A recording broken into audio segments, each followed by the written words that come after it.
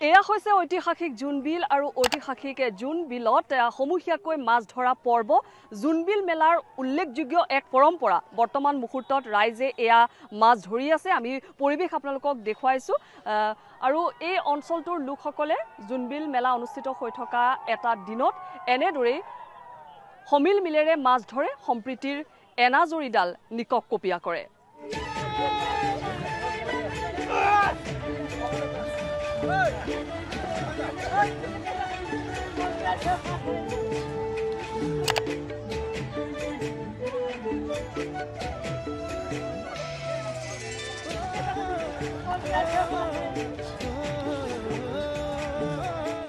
আৰু ইতিমধ্যে মাছ ধৰা পৰ্ব অন্ত পৰিছে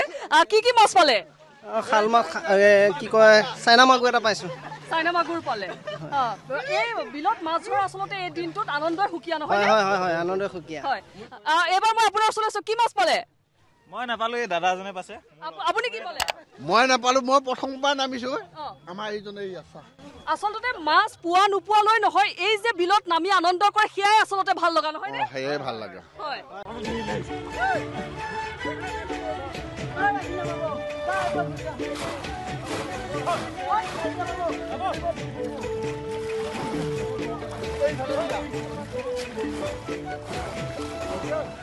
আপুনি কি মাছ পালে গৰৈ মাছ এয়া এটা গৰৈ মাছ পাইছে লৈ যাই ঘৰত চাটনি খামগৈ